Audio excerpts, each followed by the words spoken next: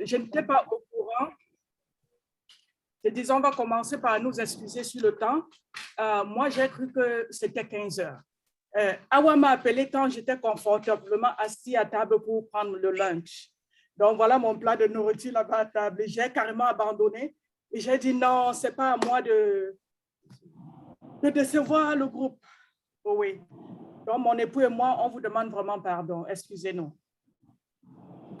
Donc, je vais commencer par dire bonsoir ou bonjour à tous ceux qui sont connectés sur cette plateforme ce soir. Je sais que nous sommes connectés partout dans le monde et bienvenue à tous nos fondateurs, parce que je sais qu'il y a des gens qui ne sont pas des fondateurs sur cette plateforme aussi. Et je veux faire comprendre à ceux qui ne sont pas des fondateurs que je veux leur souhaiter la bienvenue. Rosalie, pardon, Rosalie, excuse-moi de t'interrompre. Cette plateforme est purement on passive, ma chère. Oui, je comprends. Je voulais dire bienvenue sur cette plateforme qui c'est celle des fondateurs, n'est-ce pas? Oui. D'expression francophone. Oui. Oui. Donc, vous l'avez compris. On passe à plusieurs plateformes et à chaque langue, sa plateforme. Il y a des plateformes d'expression anglaise, allemande, hispanique et même le Wolof. Je me rappelle, je me suis connectée une fois sur la plateforme de Wolof. Malheureusement, je ne comprenais rien, mais les expressions faciales me donnaient la joie au cœur, donc, etc. Donc, sur cette plateforme, nous discutons et échangeons sur le développement personnel. Ceci nous permettra de booster nos capacités managériales lorsque nous récolterons bientôt les fruits de On Passif.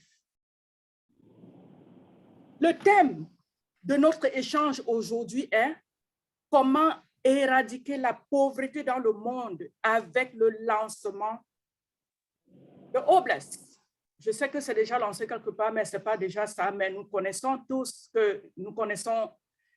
ce que Oblast nous réserve.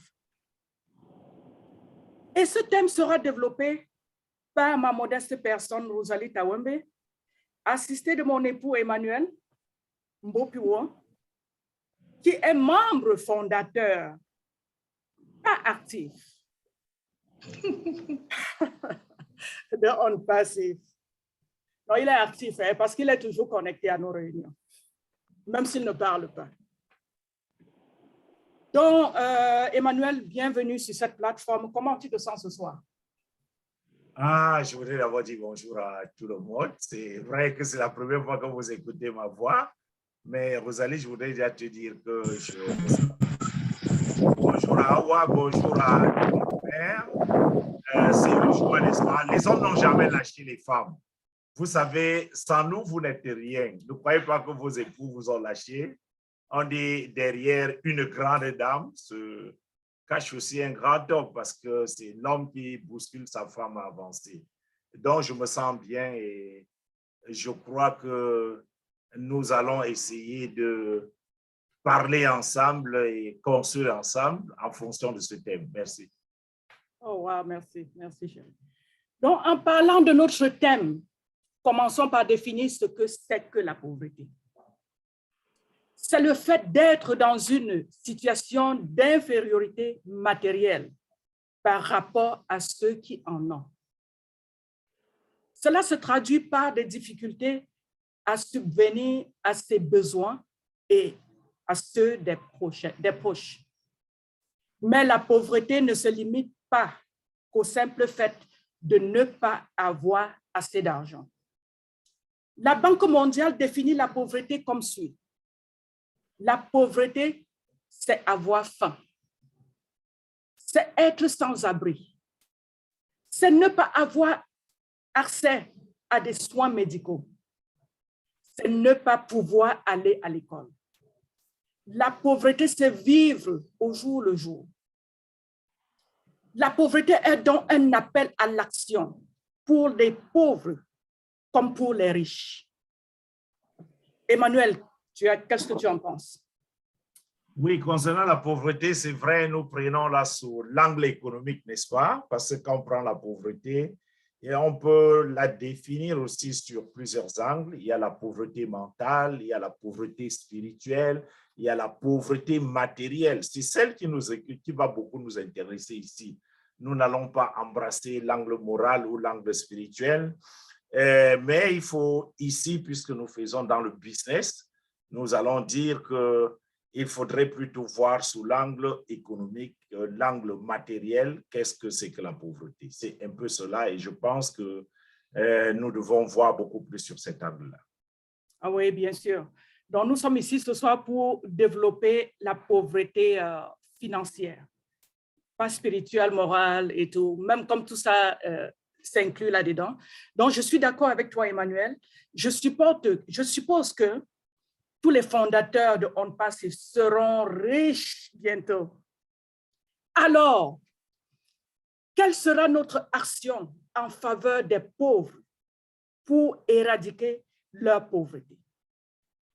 En jetant un coup d'œil sur tous les continents et la condition de vie de leurs citoyens, on dénombre près de 3 milliards de personnes qui vivent dans la pauvreté, à peu près la moitié de la population mondiale. Ce chiffre concernant la population pauvre est effrayant et nous pousse à remettre notre thème du jour en question. Pouvons-nous en réalité éradiquer la pauvreté chez 3 milliards de personnes? That's the question. Les pouvoirs publics et les politiques étatiques luttent nuit et jour pour atteindre cet objectif. Et cela année après année. Mais les fondateurs de On Passe comptent y apporter leur contribution. Oui, choisissons un espace géographique que nous connaissons mieux pour intervenir efficacement. Emmanuel, est-ce que tu peux nous aider à choisir cet espace géographique? Oui, avant le choix de l'espace géographique, nous l'avons dit, hein, tu l'as dit, le thème du jour parle de l'éradication de la pauvreté. Et tu l'as si bien développé, quand on regarde sur l'ensemble du monde, on se rend compte, d'après la Banque mondiale, que près de la moitié des populations du monde tombent dans cette tranche que nous appelons la tranche des personnes pauvres. Alors, cette tranche se chiffre à 3 milliards. La véritable question que nous devons nous poser sur cette plateforme, au vu du thème du jour que nous débattons, est-ce que nous sommes capables d'éradiquer 3 milliards de personnes, d'éradiquer la pauvreté chez 3 milliards de personnes? Oui, je pense que nous, compte tenu du milieu où nous sortons, de notre majorité, en majorité, nous sommes des Africains sur cette plateforme. Compte tenu du milieu, nous ne pouvons que circonscrire d'abord un espace géographique pour voir quels sont les éléments que nous pouvons nous baser dessus pour pouvoir, même si ce n'est pas éradiquer la pauvreté, déjà au moins faire baisser cette pauvreté. Voilà. Et cet espace géographique, compte tenu de nos origines, moi, je propose qu'on choisisse l'Afrique. Wow, OK. Donc, nous allons choisir l'Afrique et nous allons parler de la pauvreté en Afrique. Bien sûr que la pauvreté, c'est partout, hein, ce n'est pas seulement en Afrique, mais choisissons l'Afrique que nous maîtrisons un peu mieux. Oui, peut-être nous ne parviendrons pas à supprimer totalement la pauvreté en Afrique, quels que soient les moyens financiers et la volonté que nous déploierons. Mais l'essentiel, à mon sens, est que chacun de nous apporte quelque chose pour sortir au maximum nos frères et sœurs sur le continent de la misère. Emmanuel, qu'est-ce que tu en penses? Ah oui, pour cela, il faut déjà ouvrir quelques chantiers. Hein? Il faut un peu réfléchir, qu'est-ce que nous pouvons faire, qu'est-ce que nous pouvons apporter comme contribution pour sortir nos populations de la misère. C'est à moi de te poser la question, dans ta tête quels sont les chantiers vers lesquels il faut aller pour pouvoir, n'est-ce pas, asseoir notre ambition. OK. Comme tu me repasses la parole, voici les chantiers sur lesquels je propose que nous intervenions pour maximiser cet objectif. Premier chantier, l'éducation. L'éducation me semble être le premier outil qu'il faudra que nous offrions aux enfants et même aux adultes non scolarisés pour préparer leur avenir. Un homme formé est un homme préparé à braver des difficultés, parmi lesquelles la pauvreté. Apprendre à quelqu'un à pêcher du poisson est mieux que lui en offrir. Oui, c'est un proverbe chinois. Ça. Ah oui, ça c'est un proverbe chinois. Donc ça c'est, je passe au deuxième chantier. La création des emplois. Vous connaissez de quoi je parle. Partager l'argent aux pauvres ne les sortira jamais de cet état de misère, mais leur offrir les moyens de travailler et de gagner un salaire les épargnera dans un premier temps et leur donnera d'être maîtres de la gérance de leurs revenus dans un deuxième temps. Et les emplois, il n'y en a pas assez en Afrique. Il faut les créer. J'insiste, il faut les créer. Je vais passer au troisième chantier que je propose. Construire les infrastructures de santé. La santé est un capital pour la production. Les Américains disent « health is wealth ». Quand vous avez la santé, vous êtes riche. Un corps malade ne saurait se nourrir, encore moins nourrir les autres. Nous n'avons qu'à voir le nombre de kilomètres que nos parents parcourent dans les villages pour se rendre à un centre de santé qui parfois n'ont pas un bon plateau technique, pas de médicaments, pas de personnel. Je vais passer au quatrième chantier.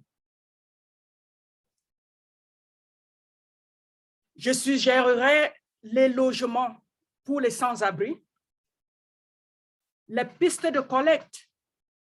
Bon, quand je parle des pistes de collecte, vous savez, nos parents, ils cultivent des champs, mais il n'y a pas de route pour aller récolter les vivres. Donc, c'est pour ça que je parle des pistes de collecte. C'est-à-dire les routes rurales, les routes qui permettent aux planteurs, aux cultivateurs d'aller récolter aux champs et d'approvisionner les villes. Oui. Donc, nous n'insisterons pas ici parce que leur exécution nécessite la collaboration des pouvoirs publics de nos pays. Emmanuel, quelque chose à dire par rapport à ces chantiers? Toi qui connais mieux l'Afrique. Oui, je pense que tel que tu as choisi ces chantiers et compte tenu de la réalité que nous vivons sur le terrain en Afrique, en attendant que nos frères et sœurs interviennent tout à l'heure pour apporter quelques éléments pour mieux nous édifier, nous pensons que ces chantiers sont des chantiers appropriés, n'est-ce pas, adéquats pour l'objectif que nous cherchons à atteindre. Parce que d'abord, l'école est la base de tout. Quand on est formé, on est outillé pour pouvoir affronter la vie. Deuxièmement, c'est vrai que tu as renversé, c'est la santé pour moi.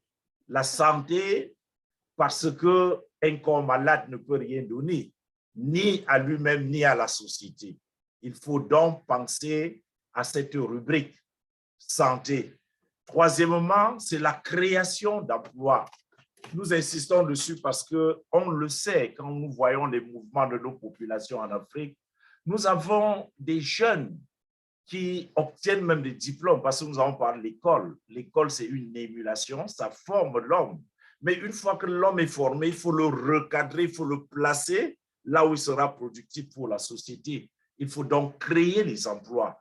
Parce que quand nous jetons un coup d'œil en Afrique, nous voyons que beaucoup de jeunes bacheliers, licenciés, avec maîtrise et tout, font encore sur du vélo, font encore sur les motos, vendent encore vendent des petits articles dans les brouettes et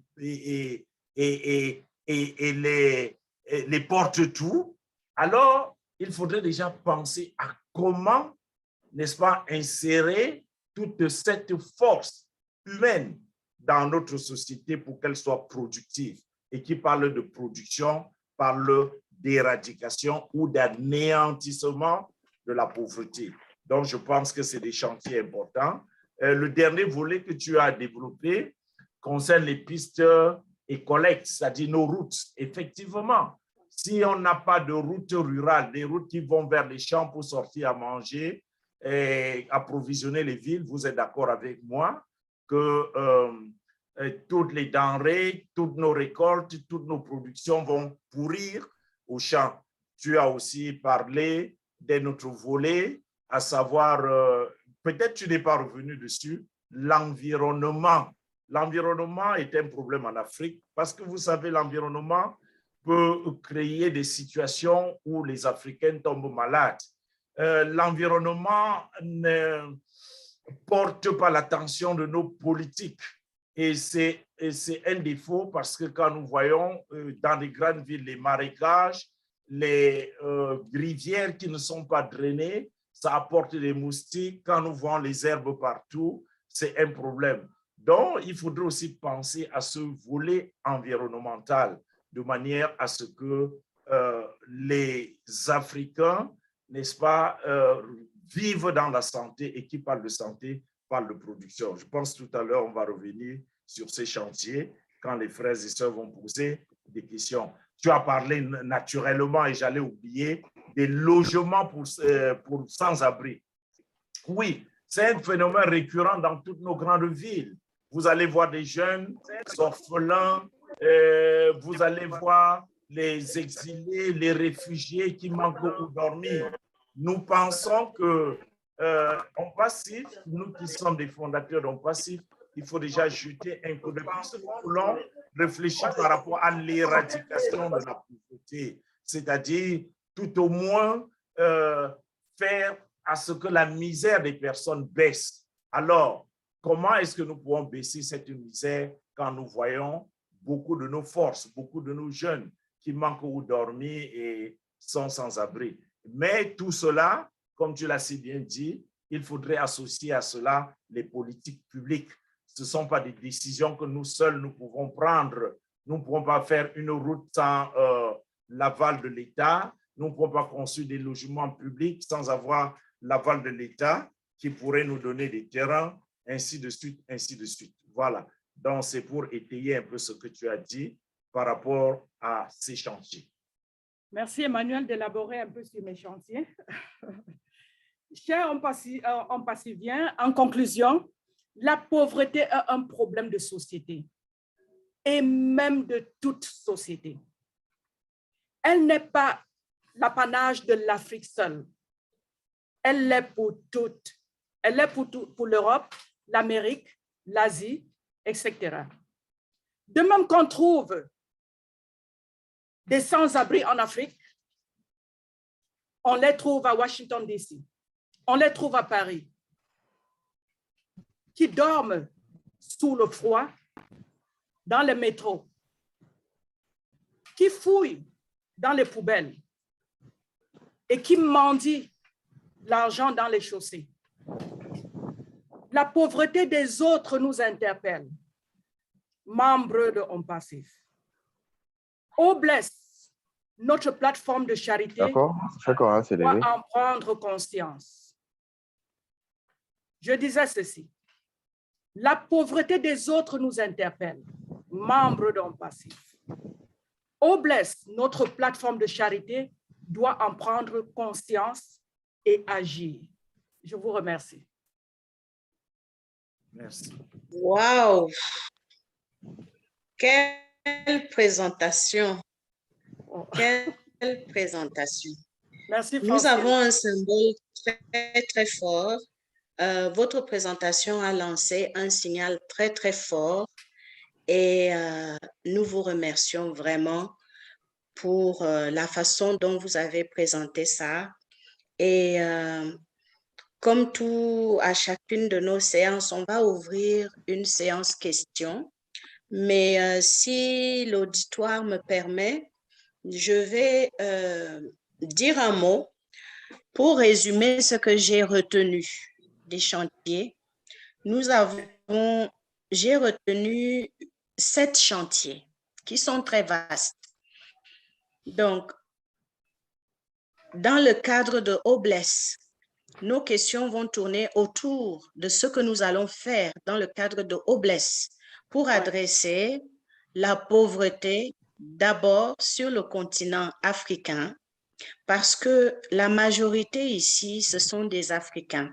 Et les réalités que nous connaissons dans notre monde africain peuvent s'avérer différentes de ce qui se passe sous d'autres cieux. Donc, avant que nous passions aux questions, je voulais que ceci soit déjà un peu clair dans nos esprits. Nous cherchons des solutions dans le cadre de Obless pour pouvoir aider à alléger la pauvreté sur le continent africain. Évidemment, nous sommes ouverts pour aider partout ailleurs, mais ici, nous essayons de trouver déjà des lignes de conduite. Donc, nous avons relevé l'éducation, le domaine de l'éducation. Comment faire pour que les gens aient l'éducation nécessaire qui permette de comprendre certains aspects liés au développement. C'est une large question qui peut être débattue parce que quelle éducation, sous quel angle, il y a beaucoup d'aspects dans l'éducation. La création d'emplois. Je dis toujours que quand on parle de chômage en Afrique, c'est une grosse erreur. L'Afrique est un continent à bâtir dans lequel il y a de l'emploi à foison. Ce qui nous manque, c'est l'initiative et la façon de le faire. Donc, nous avons dit le deuxième point, c'est la création d'emplois. Construire des infrastructures de santé. La santé est un point très important parce que Rosalie nous a rappelé les critères des Nations Unies sur le développement. Quand est-ce qu'on peut parler d'un pays développé ou pas développé? C'est quand on a certains points réunis. Ensuite, on a le logement social, le réseau routier rural et même, je dirais, urbain. L'urbain est concerné également. Donc, logement social et réseau routier rural et urbain. L'électricité et l'eau potable. Donc, quelqu'un a relevé ceci dans le chat et je tiens à amener ça à notre attention dans les discussions qui vont suivre. C'est très important. L'électricité, l'eau potable et l'environnement. C'est sûr que l'environnement fait beaucoup de débats au jour d'aujourd'hui. Quelle est la place de l'Afrique dans la contribution à la préservation de l'environnement? Comment nous défendons cet agenda qui est global? Et quelle est la place de l'Afrique? Comment l'Afrique peut faire face? Et nous, en tant qu'ONU Passive, qu'est-ce que nous apportons pour faire la différence? Et nous sommes d'accord que la pauvreté interpelle toute personne qui est dans cette audience ce soir, parce que ce qui nous rassemble à ONU Passive, c'est l'indépendance financière. Donc, je pense avoir récapitulé ici les points qui ont été soulevés par nos deux présentateurs, à qui vraiment je tiens encore à adresser une vibrante ovation parce que c'était une présentation de super qualité. Merci beaucoup et on passe la parole à toute l'audience. Vous pouvez poser les questions ou donner des contributions comme vous les sentez. Je vois quelques mains levées. Francine, essayons de limiter le temps. Francine, excuse-moi, tu permets une petite remarque, s'il te plaît, avant qu'on ne passe la parole aux gens. D'accord? Tu m'entends? Je t'entends, vas-y. Merci. Tout d'abord, moi, je suis vraiment époustouflée par ce couple de choc. Vraiment, bravo, c'est ça, on passive. Quand un couple est on passive, ça devient encore waouh, c'est ouf, comme disent les jeunes. En tout cas, merci beaucoup pour ce partage. On voit que vous avez vraiment fait votre homework, comme on dit, quoi. Vous avez vraiment donné des chiffres à l'appui et tout. Merci, merci pour cette générosité. Merci vraiment. Maintenant, ce que je voudrais dire à nos amis, à nos leaders qui vont intervenir, il faut que les gens ne s'éternisent pas sur la parole. Un. Deuxièmement, ce n'est pas la peine de répéter ce qui a été dit, à moins d'apporter des améliorations. Parce que si on est d'accord que l'électricité doit être développée, ce n'est pas la peine de le rappeler, on est tous d'accord. Hein? Je suis un peu terre à terre, hein? Vous savez, je veux mettre un peu de sel aussi dans les choses. D'accord? Ce n'est pas la peine de répéter ce qui a été dit. Et puis, vu que notre débat d'aujourd'hui est tellement important, je pense qu'on se donnera même une séance prochaine, comme Francine l'avait suggéré, pour que la semaine prochaine encore, on continue sur le même débat. Comme ça, on pourra avoir beaucoup plus d'idées. Je ne sais pas ce que vous en pensez. C'est juste une proposition. Parce qu'on sait qu'aujourd'hui, on ne va pas vraiment finir le débat. Hein?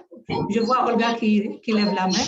Donc, on se donne encore un autre jeudi pour continuer le même thème et avoir le maximum de choses. J'ai pris plusieurs pages de notes, mais c'est enregistré aussi. Comme ça, on va avoir un livre de bord par la suite et c'est ça qui va nous aider à développer nos activités. Je veux seulement vous rappeler que ce qui a suscité le débat d'aujourd'hui, c'était le brainstorming de notre CEO H il y a 2 semaines à peu près, qui avait demandé comment éradiquer la pauvreté à l'instar de lancement de Obless.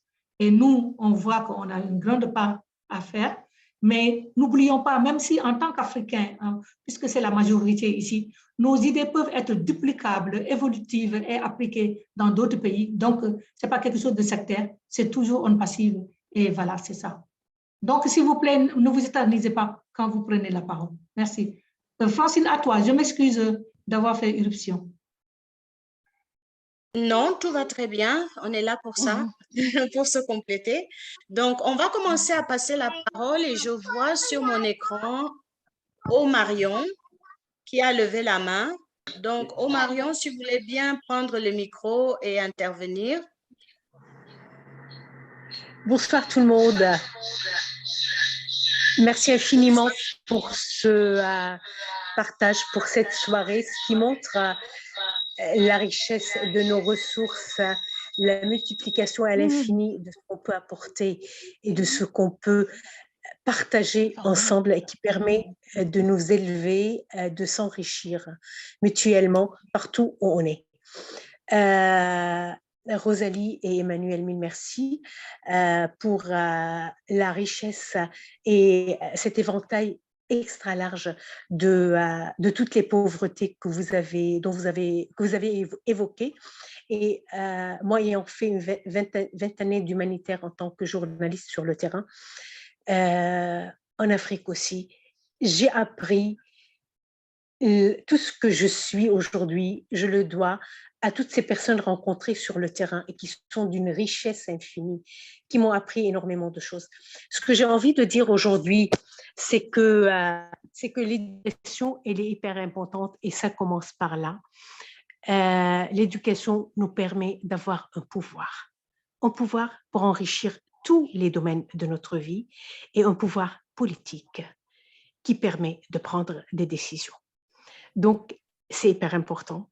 Et si on est tous là aujourd'hui, c'est parce que les cœurs se rejoignent sur ce partage de richesses, sur ce partage d'abord nos richesses intérieures et ensuite les richesses que nous allons avoir.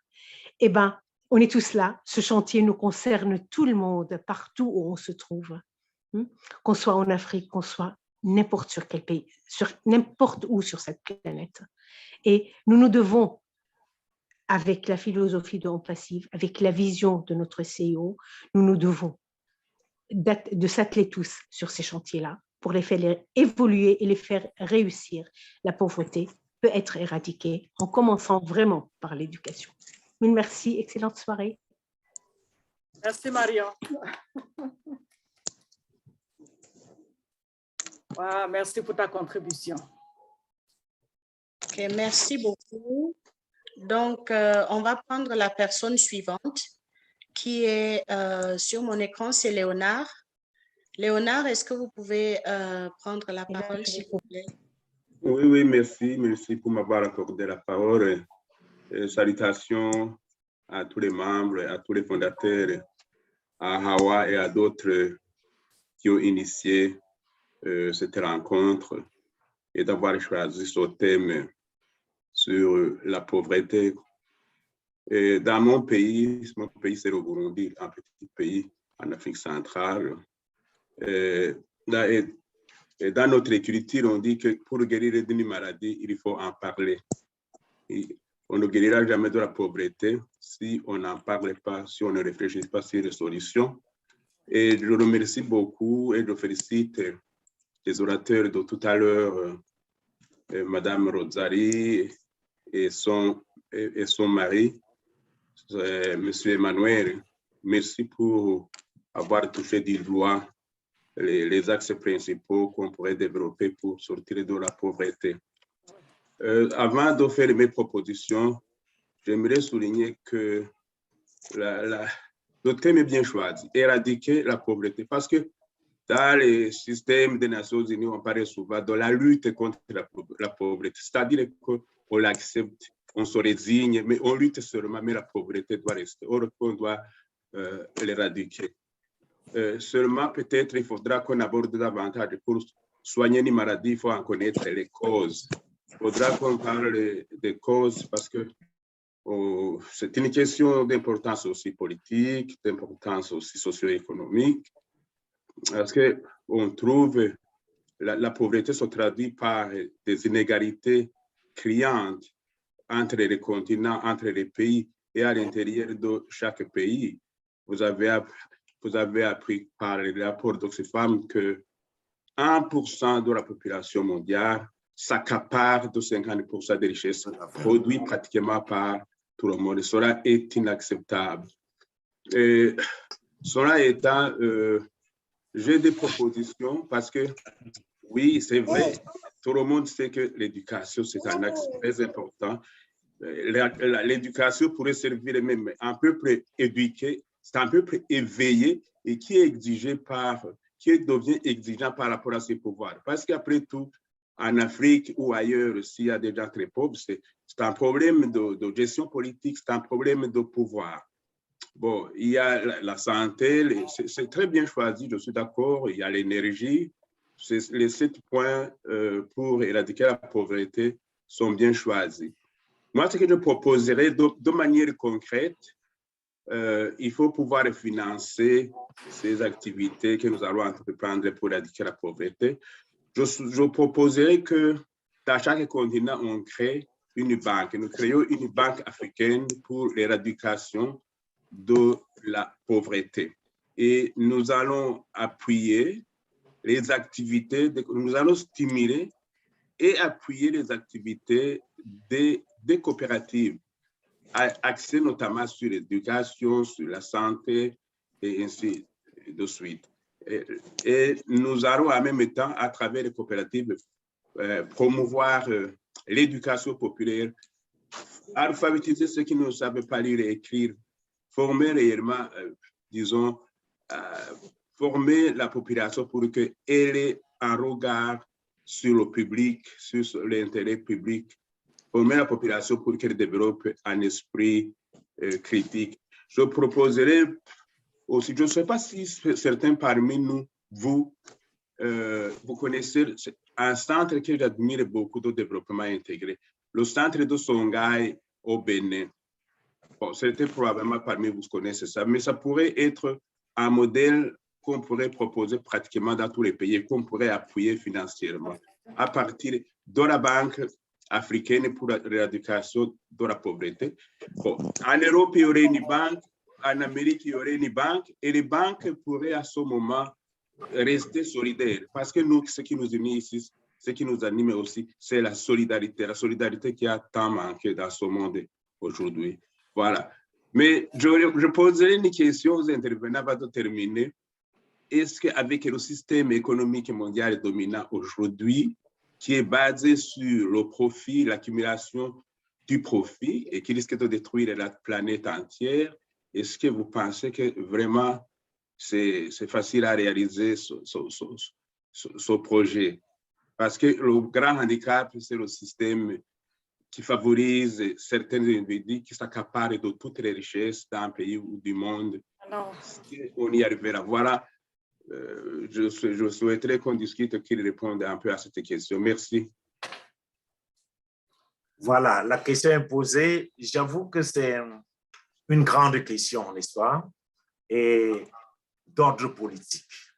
En réalité, tout à l'heure, dans le développement du thème, vous avez senti que quelque part, nous avons parlé, n'est-ce pas, de l'implication des pouvoirs publics, parce que cela relève de la politique. Il y a, comment dire cela, il y a des points chauds, n'est-ce pas, des chantiers que nous ne pouvons pas remuer sans avoir, sans l'apport des pouvoirs publics de nos pays concernés. Vous avez parlé tout à l'heure de la banque, qu'on peut créer une banque de charité. Vous savez que l'un des grands leaders africains, aujourd'hui de triste mémoire, a voulu mettre sur place en Afrique une banque pour que l'Afrique sorte un peu, n'est-ce pas, comment dire cela, sorte un peu, n'est-ce pas, des entrailles des grandes banques mondiales qui font souffrir l'Afrique sur le plan de l'économie, qui pousse l'Afrique à être pauvre. Donc, il faut une certaine volonté politique pour pouvoir asseoir cela. Et notre sœur tout à l'heure a dit que l'éducation donne le pouvoir. Oui, nous pensons qu'il y a une nouvelle vague, une jeunesse africaine qui prend déjà conscience et qui pourrait, à un moment donné, se libérer, n'est-ce pas, de ses attaches politiques. Parce que pour que nous éradiquions complètement, si c'est même possible, je crois que c'est un peu difficile, pour que nous poussions vraiment de loin cette pauvreté en Afrique, il faut une volonté politique de nos dirigeants. Et comme beaucoup de nos dirigeants sont encore sous le prisme, n'est-ce pas, de la colonisation, c'est un peu difficile. Et la sœur le disait, l'éducation donne le pouvoir. En créant des écoles, en formant une nouvelle jeunesse africaine qui prendrait conscience, n'est-ce pas, de ce qui nous attend, nous pensons qu'un jour, on peut briser les chaînes, n'est-ce pas, de cette colonisation et changer de paradigme. Le monde qui est fortement capitaliste, vous savez, avec le système capitaliste, on aura toujours les pauvres, même si vous faites quoi. Avec le système capitaliste, on aura toujours ceux qui vont chercher à tout amasser, comme le frère lui-même disait, qu'il y a une partie, une très infime tranche de la population qui, n'est-ce pas, confisque les richesses du monde. Donc, nous voulons croire qu'il faut une volonté politique pour pouvoir y arriver. Sinon, ça sera très difficile. Merci beaucoup pour cette intervention. C'est très intéressant ce développement que nous venons de faire parce que comme on se rend compte que nous tous, on a quand même beaucoup d'intérêt à voir ce qui se passe sur notre continent. Maintenant, je vais passer la parole à Jackie Ngechesi. Jackie a la main levée. Vous pouvez ouvrir votre micro, Jackie. Pour dire que cette opération est frauduleuse et mentireuse. Jackie, vous êtes là? Jackie Ngechesi. Oui, elle est là. Bonsoir. Oui, je suis là. Bonsoir à tous. Bonsoir, Jackie. Merci pour... Bonsoir, très cher leader et fondateur. Mon intervention est au niveau du premier chantier que notre maman a énoncé ce soir par rapport à l'éducation. Elle a dit qu'il faut former, il faut envoyer les enfants à l'école et tout. C'est une très bonne chose. Mais seulement, nous bon, la réalité nous montre qu'en fait, le système éducatif actuel est obsolète. Donc, il n'est plus en adéquation avec les réalités que nous vivons. Du coup, je pense que l'éducation même doit être revue. Donc, l'éducation que les enfants reçoivent déjà même à la maternelle. Et je pense que si un accent est mis sur ce développement même des enfants à bas âge, je pense que ça peut faire de l'Afrique une meilleure nation que celle d'aujourd'hui. Parce que quand on regarde même au niveau des diplômés et autres, on se rend compte que le monde même de l'emploi est déjà saturé. Et c'est dû au fait que non, on apprend aux gens à être des employés. Du coup, les gens ne savent pas qu'ils peuvent eux-mêmes être une source de création de richesse. Donc, ce qui fait qu'on se retrouve avec des millions, des milliers de diplômés, mais qui ne sont pas, pour la plupart, qualifiés même pour ce qu'ils font. Et parfois, certains ne comprennent même pas ce qu'ils font. Et dans ces conditions-là, il est extrêmement difficile de sortir de la pauvreté. Donc, à ce niveau-là, je pense que le combat doit être vraiment au niveau de l'éducation je vais même dire pré-maternelle. Donc, que les enfants comprennent déjà que non, qu'on puisse développer des talents à bas âge. Donc, c'est ça ma contribution pour ce soir.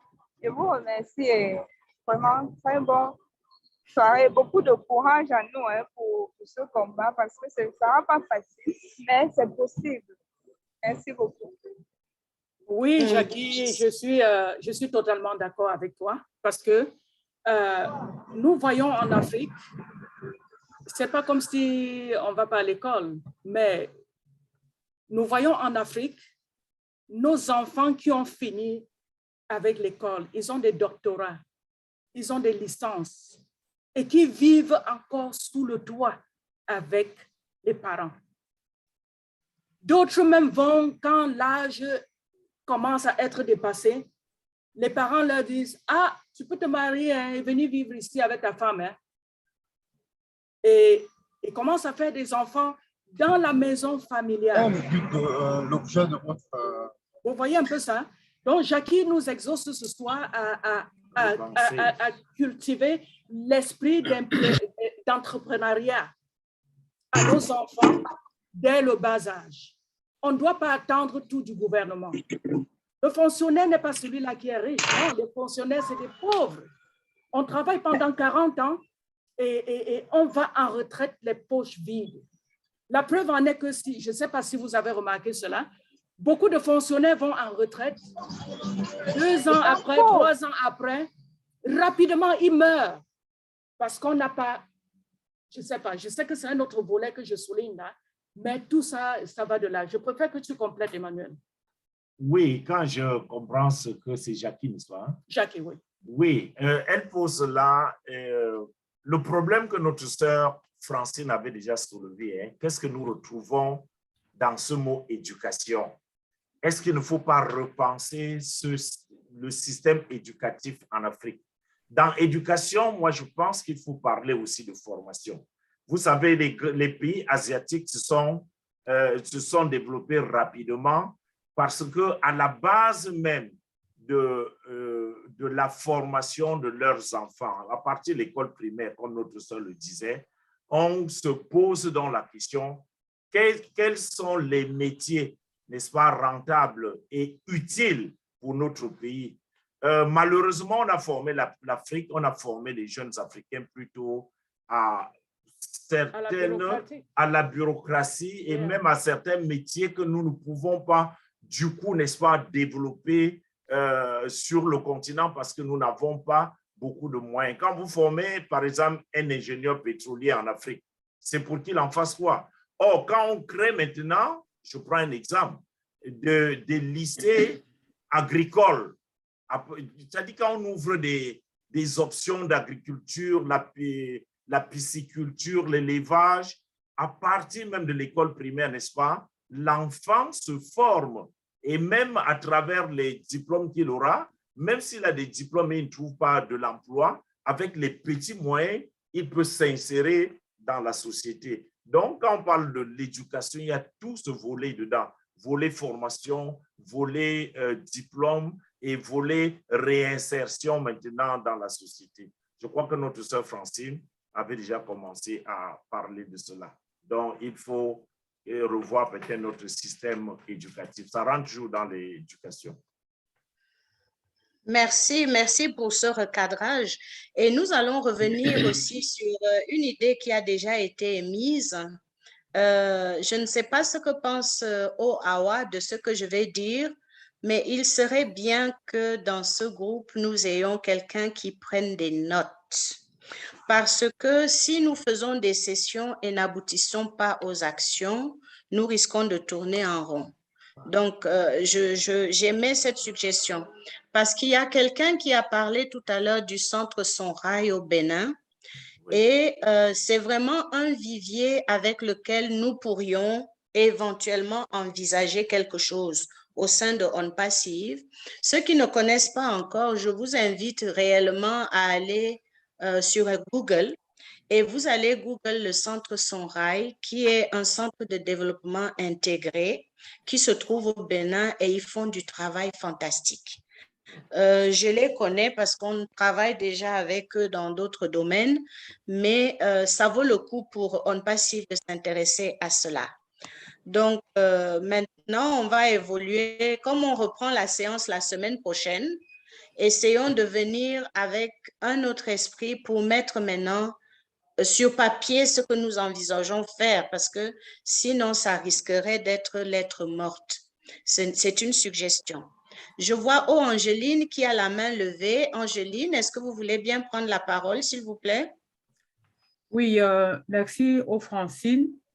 Merci à ma sœur Rosalie et à son époux pour ce thème ô bien combien important, parce que là, on touche vraiment ce pourquoi notre CIO a créé cette entreprise On Passive. C'était pour éradiquer justement la pauvreté, aller vers les plus démunis.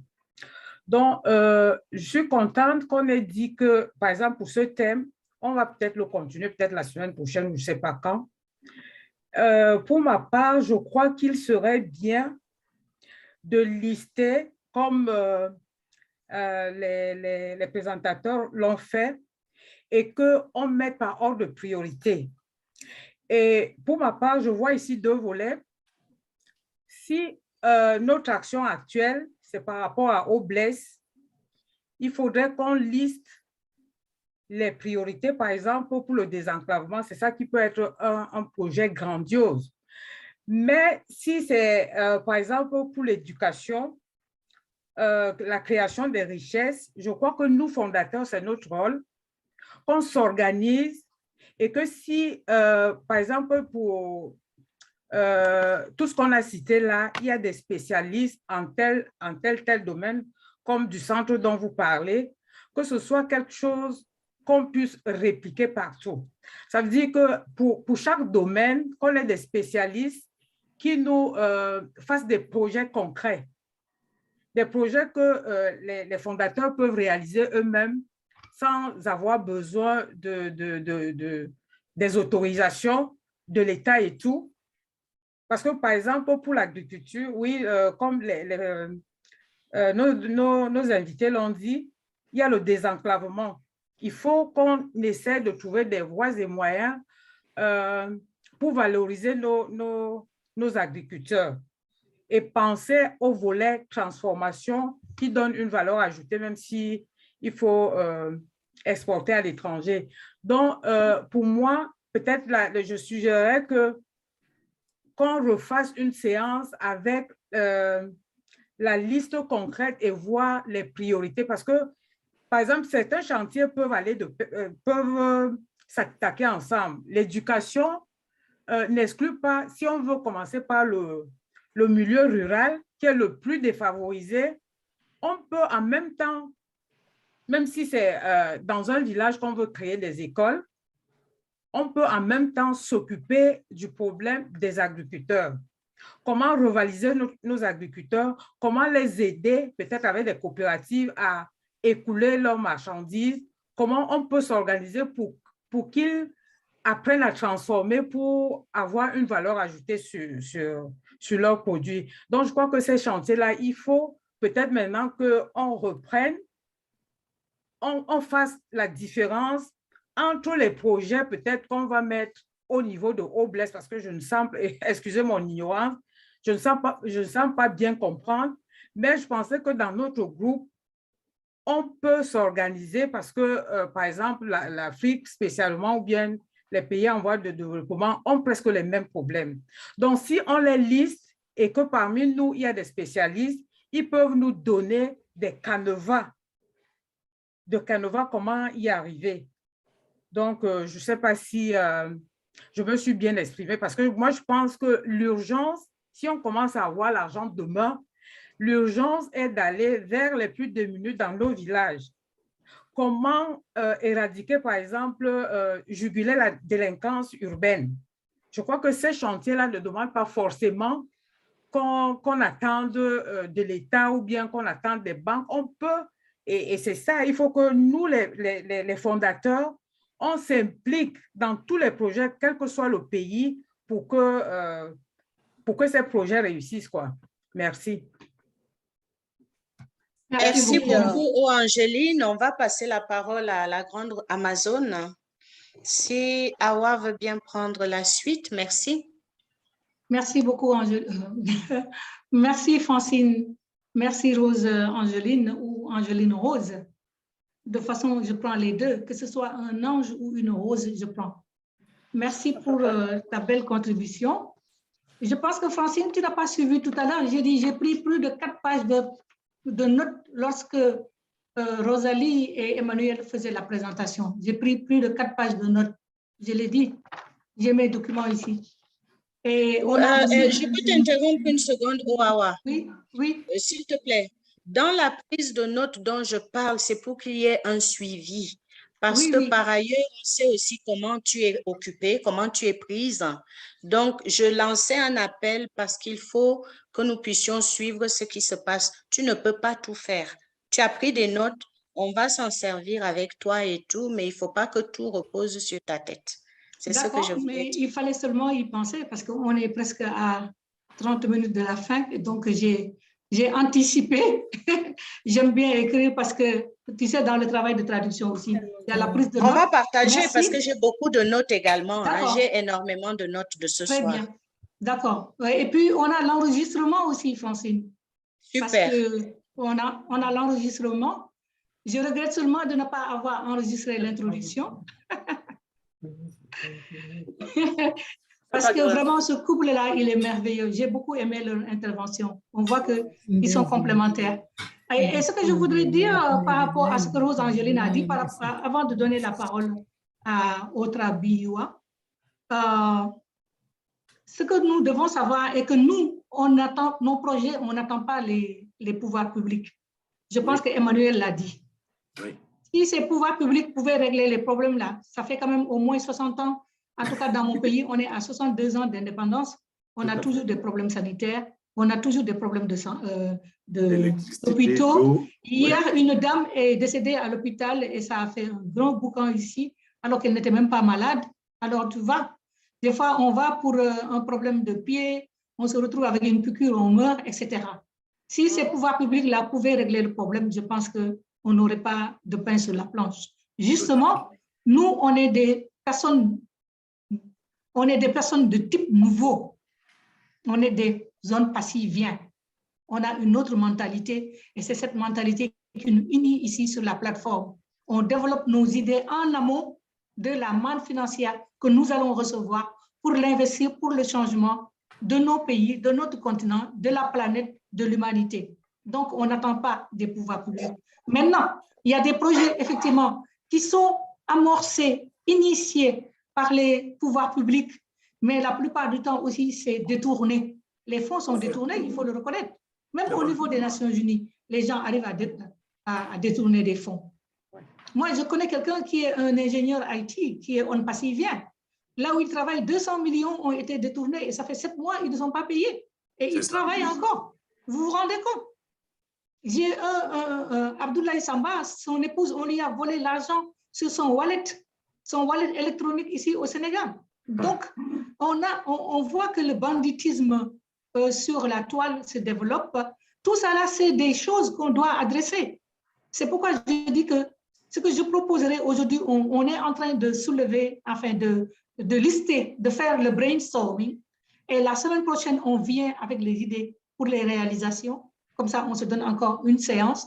Et là, Francine et moi, si on arrive à travailler en amont, on pourra lancer les idées, dire telles et telles ont été dites. Et les gens vont essayer, à partir de ça, de développer pour voir comment concrétiser ça. Parce que j'ai vu Joseph Tala, que je salue au passage, qui a dit passons au concret. Effectivement, le concret ne se ferait qu'avec de l'argent, qui est le nerf de la guerre. Si on a le culot d'être là aujourd'hui, nous autres, à parler de ça, c'est parce qu'on espère et on sait qu'on va avoir de l'argent et on pourra nous aussi avoir notre mot à dire. Et Rose Angéline, par rapport à la ferme Songhai, dont a parlé notre collègue, c'était Herbert avant, et Francine dit qu'elle aussi, elle travaille avec eux. Moi-même, je suis dans un projet avec la ferme Songhai. Il faut savoir que c'est un projet de A à Z, vraiment, c'est ça qui nous intéresse. Nous, au niveau de Onde Passive, si on arrive à dupliquer ces projets-là partout en Afrique, vraiment, on va régler beaucoup de choses. Parce que c'est comme en chimie, quand on dit « rien ne se perd, tout se transforme ». Les fermes Songhai, c'est ça. Rien ne se perd, tout se transforme. Les gens sont formés à l'intérieur, ils travaillent, ils font leur engrais, ils font leur énergie, ils produisent, ils vendent, ils consomment, ils exportent. Vous voyez un peu? C'est ça qu'il nous faut en Afrique. Donc, je dis que là, on a bien amorcé les choses. Continuons à prendre les idées et la semaine prochaine, qu'on vienne avec des solutions concrètes. Bien sûr, on ne va pas changer le monde d'un coup de baguette magique, mais on va contribuer. Alors, sur ce, je m'excuse, c'était ma contribution ici. Oui, Francine, je voulais juste ajouter quelque chose sur l'idée de Ange Rose. Oui, elle a totalement raison parce que ça me fait tellement chaud, ça me fait souvent chaud au cœur. Les larmes coulent dans le ventre quand je vois nos parents, nos frères et sœurs agriculteurs, les ananas pourrissent dans les champs.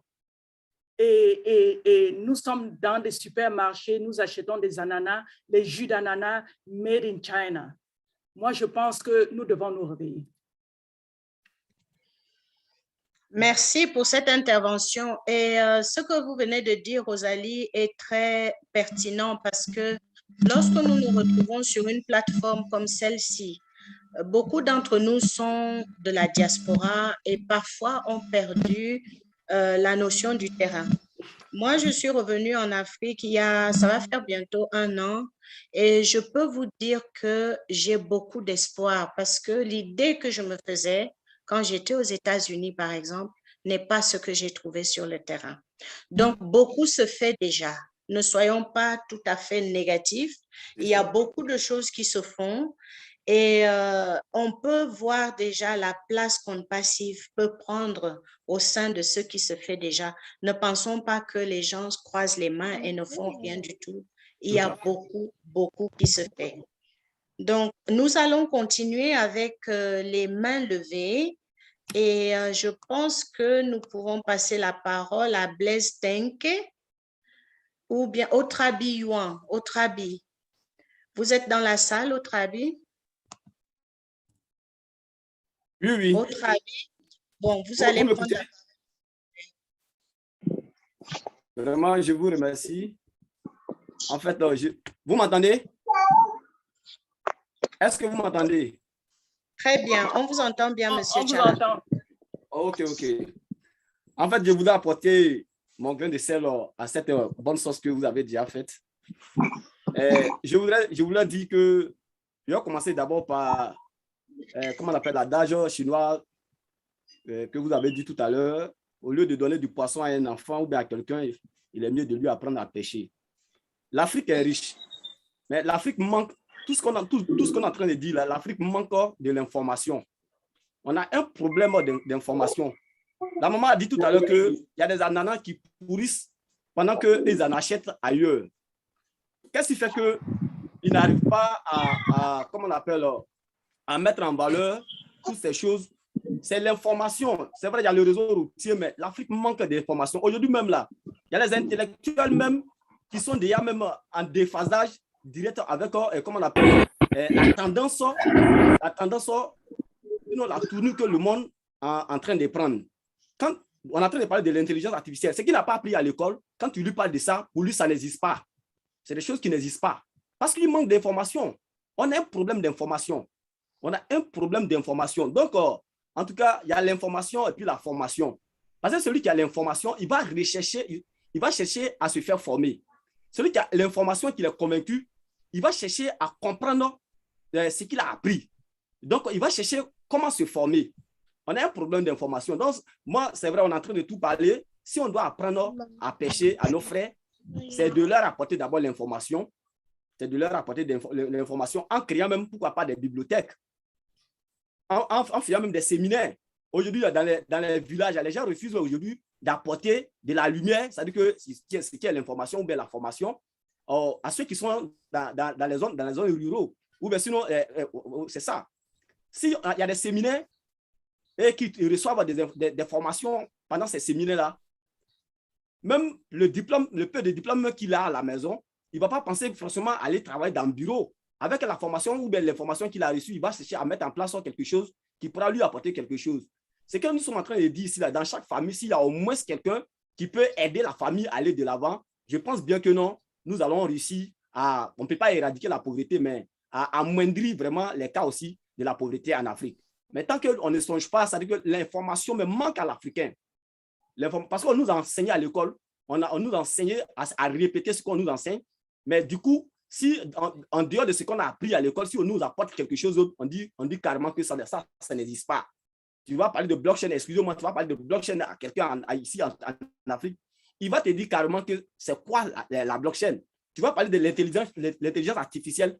Pourquoi en fait on passe difficilement? C'est le manque d'information. Nous avons cette maladie-là. Donc, vraiment, je dirais que s'il y a une possibilité, ça veut dire que soit la création des bibliothèques, parce que dans les écoles, presque dans les écoles primaires, ça n'existe même pas. Dans les écoles primaires, il n'y a pas de bibliothèque. Voilà. Et puis, si nous avons des livres qu'on nous envoie là, ça n'enseigne pas sur l'économie, ça n'enseigne pas sur les finances. Il n'y a rien qu'on enseigne sur l'argent. Mais comment il va faire on nous enseigne seulement, si on te dit, on nous enseigne les histoires des personnes qui ont fait la guerre, les histoires des personnes qui ont été méchantes, ben, qu'est-ce qu'on va retenir en fait? Si ce n'est pas souvent, quand tu vas à l'école, ça ne réussit pas, mais on va retenir à la violence parce qu'on nous enseignait la violence. Donc, je pense que l'Afrique aussi a besoin de la richesse au niveau de la lecture et puis des séminaires, même si on peut le faire. Et je pense que si on procède là aussi, c'est aussi un point saillant pour repousser un peu la pauvreté. Je vous remercie. Je m'excuse, Francine, je vais aller rompre mon jeûne et tu vas continuer la modération avec Angeline Rose. À tout à l'heure. Merci. Merci pour cette intervention. Et nous allons passer la parole à Orosa. Orosa, vous êtes là, vous pouvez ouvrir votre micro. Orosa? Bonsoir. Oui, bonsoir tout le monde. Bonsoir. Bonsoir Francine. Bonsoir. Voilà. Donc, au passage, je remercie les prestataires. Franchement, ils nous ont mis dans le bain, franchement, parce que leur communication est vraiment à la hauteur. Donc, toutes nos félicitations et remerciements. Donc, moi, je suis née dans une île en Casamance, dans le département de Ziguinchor, du nom de Bandial. Donc, c'est une île qui est entourée, donc on est entouré d'eau et vraiment, la langue saline fait des remontées et chaque fois, il y avait quand même d'autres projets qui essayaient de faire des digues pour contrecarrer les eaux marines. Mais après un certain temps, maintenant, peut-être les populations se sont découragées. Donc, presque à chaque hivernage, les eaux, il y a, surtout au mois d'août, au moment des crues, les eaux presque vont jusqu'à presque dans les concessions. Donc, quand on a présenté ce thème, je me suis dit, qu'est-ce que je peux faire pour mon village? Qu'est-ce que je peux faire si toutefois que l'argent commençait à tomber? Qu'est-ce que je peux faire? Mais je me dis, à moi seule, est-ce que réellement je peux faire quelque chose? Parce que le gouvernement, parfois, quand on ne fait pas de la politique, parfois bloque certains projets. Parce que si je prends l'exemple d'un jeune de Diramoït, un village qui est juste derrière notre village à Bandial, il avait construit un grand hôtel, mais cet hôtel-là n'a pas pu servir aux populations parce que ne faisant pas de la politique, il voulait, il y avait une route, la route du royaume Bandial à Filédio. C'est la route là qui était beaucoup plus appropriée pour aller jusqu'au village de Diramoït. Mais l'État avait bloqué parce que lui, avec ses experts, il avait déjà fait ses études. Donc, l'État a demandé à ce moment.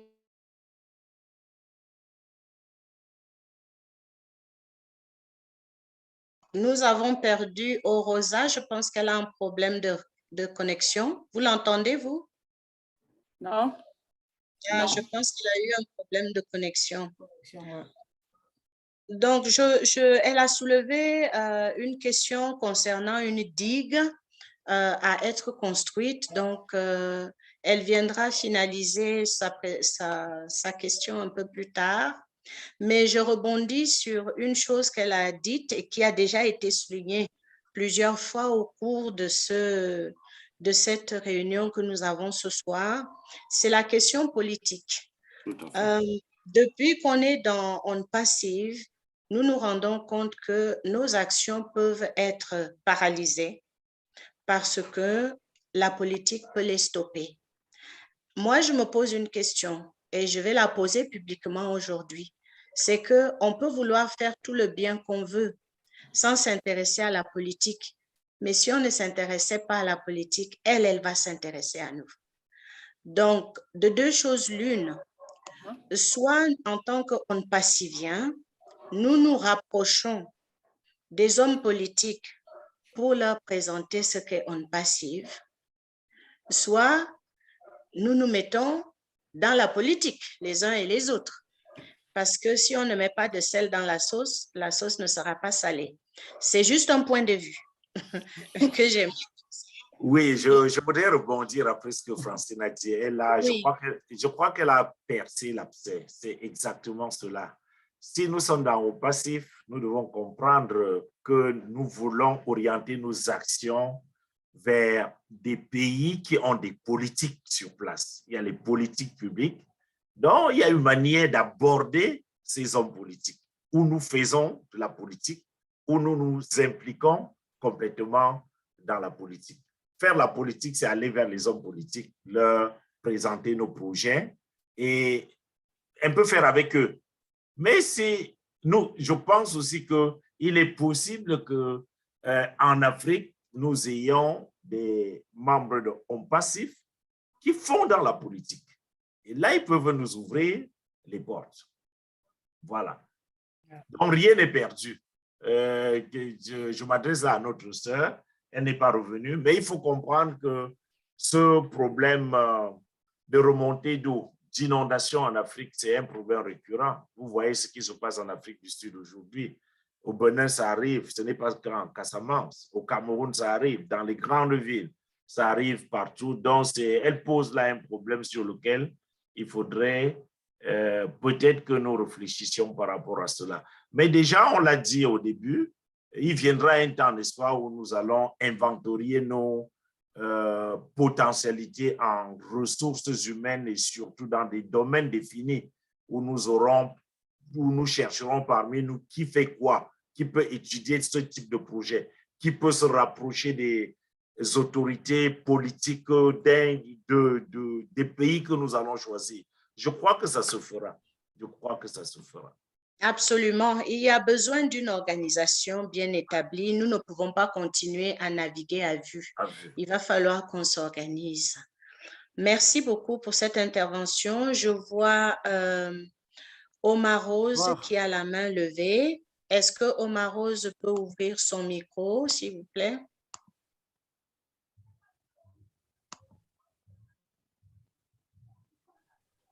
À toute la famille. Bonsoir. Allez-y. Je voudrais d'abord remercier le couple Tawembe vraiment pour leur présentation combien fantastique. Et vraiment que Dieu vous bénisse et pour remercier également tous les différents intervenants. Ils ont émis des idées qui sont louables. Bon, écoutez, ma petite contribution, c'est quoi? Mais bon, il y en a qui en ont un petit peu parlé. D'abord, c'est pour parler, comment dire, de la stabilité politique dans nos pays dans lesquels nous souhaitons intervenir. Tant qu'il y a vraiment cette gangrène, cette gangrène de corruption, on a beau faire tout ce qu'on veut, il y aura des obstacles. Vous voyez, vous pouvez partir avec un projet et vous allez passer par différentes étapes. Même si c'est dans votre pays, il y a toute une organisation politique qui est là. Alors, il y a vraiment pas mal de pays, surtout dans nos pays africains, je peux commencer par le mien, où ceux qui sont au pouvoir se cramponnent, ne veulent pas quitter le pouvoir parce que c'est devenu quoi? C'est leur vache à traire. Et le comble, c'est donc les personnes qui sont au pouvoir, qui ne se mettent même pas en peine de la souffrance de leur peuple. Une poignée de personnes seulement, ils vont vraiment s'enrichir et s'enrichir, se payer le luxe de toute espèce, tandis que la population est là. Il faut qu'il y ait l'amour et la compassion des peuples qu'ils gouvernent. Voyez. Et puis, par rapport à la stabilité politique, s'il y a des guerres qui sont là, on dit, oh, il y a des opposants qui sont là, il y a des groupes qui viennent attaquer, etc., des groupes armés. Tout cela pour combattre, par exemple, combattre la corruption, combattre ces autorités qui ne veulent pas quitter le pouvoir. Tant qu'il n'y a pas vraiment d'alternance pacifique du pouvoir, c'est toujours un problème. Vous pouvez partir avec beaucoup d'argent pour un projet, mais on va vous faire barrage, on va vous bloquer parce qu'ils demandent des pots de vin. Alors, si vous avez donné des pots de vin à un ministre, après, ce sera un chef de documentation de services de renseignement, après, c'est un militaire, et pour finir, même l'argent que vous deviez mettre à la disposition du projet, pour la réalisation du projet, vous trouvez sans presque plus rien. Voyez. Autre chose, c'est par rapport au manque d'équipement d'industrialisation professionnelle. Ça peut servir à booster les leviers de la croissance. Vous voyez, il y en a qui ont effleuré ce sujet, mais dans l'agriculture, il faut qu'on pense à l'agriculture industrielle. Pensez à l'exportation des produits. Il y a une personne qui a dit qu'il y a des produits, on peut produire des récoltes qui pourrissent parce que d'abord, il n'y a pas de moyens de stockage de ces récoltes ou bien des conditions qui soient favorables pour l'exportation. Donc, il faut penser à tout cela. Vous voyez, il faut penser à tout cela. Donc, je m'arrête là. Comme on aura d'autres séances, je vais laisser les autres. Je vois beaucoup de mains levées pour qu'ils puissent s'exprimer. Et puis, on verra comment on va pouvoir évoluer ensemble dans ce sens. Que Dieu vous bénisse. Merci beaucoup pour votre intervention, Omar Rose, très pertinente. Nous n'aurons pas toutes les réponses aujourd'hui, évidemment, mais ce n'est qu'un début et nous prenons bonne note de toutes ces interventions parce que, comme on l'a déjà dit et on ne va pas le répéter suffisamment, il va falloir que nous nous organisions parce que nous sommes une force qui existe en passive en Afrique, C'est un groupe d'individus qui est là pour assaisonner la sauce du développement. Donc, je vois la main levée de Ndebo Bernard. Bernard, est-ce que vous pouvez ouvrir votre micro, s'il vous plaît? Bonjour à tous. Bonjour à tous. Bonjour Est-ce que Bernard. vous me captez? Oui, on t'écoute. Oui. Je suis très content. Je remercie beaucoup le couple orateur du jour de toutes les explications qu'ils nous ont données. Ils nous ont parlé de différents points qui touchent beaucoup de secteurs. Ils ont parlé du secteur sanitaire, du secteur agricole, donc la réhabilitation de routes de dessert agricole. Et ils ont parlé aussi de secteur d'enseignement. Tous ces points-là, ce sont des points très importants. Moi, je suis né dans une zone minière, dans le Kasaï oriental. Et maintenant, je suis en train d'évoluer dans une autre zone minière, dans une autre province, en République démocratique du Congo. Je suis au Katanga, dans le secteur de l'Ufira. J'ai remarqué beaucoup de choses. J'ai vécu avec des creuseurs. J'ai même posé quelques questions, malgré que moi, je n'ai pas fait ça. Ce que j'ai constaté, c'est que quelqu'un, avant d'avoir l'argent, il peut avoir des idées. Si je trouve l'argent, vous pouvez lui poser la question. Vous travaillez beaucoup, vous creusez pendant autant de mois. Si aujourd'hui vous trouvez l'argent, qu'est-ce que vous allez faire avec cet argent? Il va vous dire beaucoup de choses qu'il a envie de faire, qu'il a des projets qu'il a quand il aura l'argent. Une fois l'argent en main, cette personne-là se met à la beuverie, à la débauche. Il ne pense plus à tous les projets qu'il avait en tête au moment où il n'avait plus d'argent. La question que je voulais poser est celle-ci. Nos frères ont donné des idées, beaucoup d'idées. Parmi nous, il y a des hommes politiques, malgré que nous, ici, nous ne faisons pas la politique. Et en Afrique, il y a des différentes politiques dans les différents pays. Mais qu'est-ce qu'un passif peut faire pour matérialiser toutes ces bonnes idées? C'est ça ma préoccupation. Qu'est-ce qu'un passif peut faire pour matérialiser? Parce que on peut donner beaucoup d'idées, on peut aller plus loin, s'élargir et développer tout ça. Mais l'essentiel, c'est comment est-ce qu'on peut mettre ça d'une façon matérielle, que ça soit concret. Comment est-ce qu'on peut prendre ça et c'est toutes ces idées, les matérialiser de sorte que ces réalisations se fassent voir en ligne. Parce que nous ne sommes pas des hommes politiques pour arriver à prendre une décision sur telle ou telle chose. Nous sommes membres fondateurs de Hommes Passifs.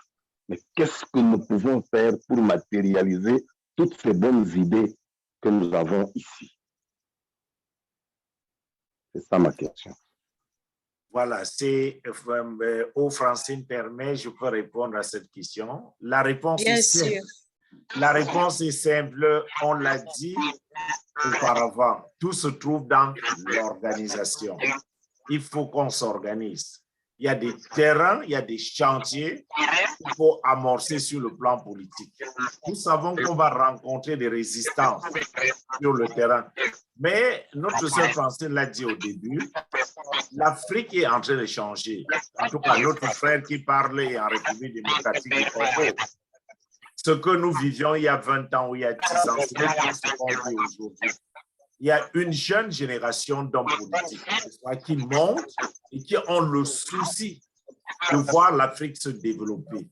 Et comme je le disais, si nous nous organisons, nous aurons des partenaires politiques même en Afrique qui vont nous permettre d'asseoir nos projets. Donc tout se passe, tout se résume dans l'organisation.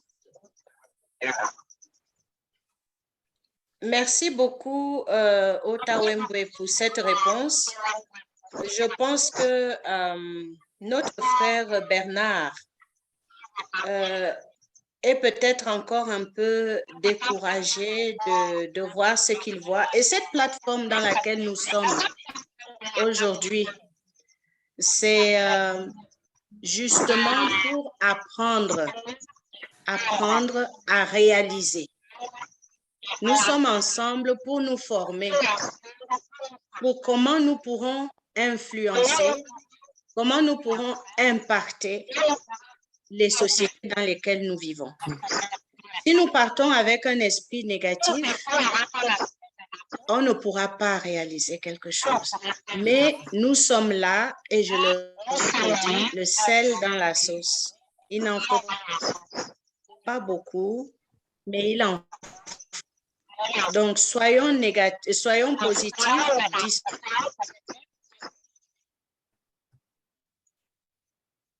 Cette plateforme est ici pour nous y aider, pour nous y accompagner.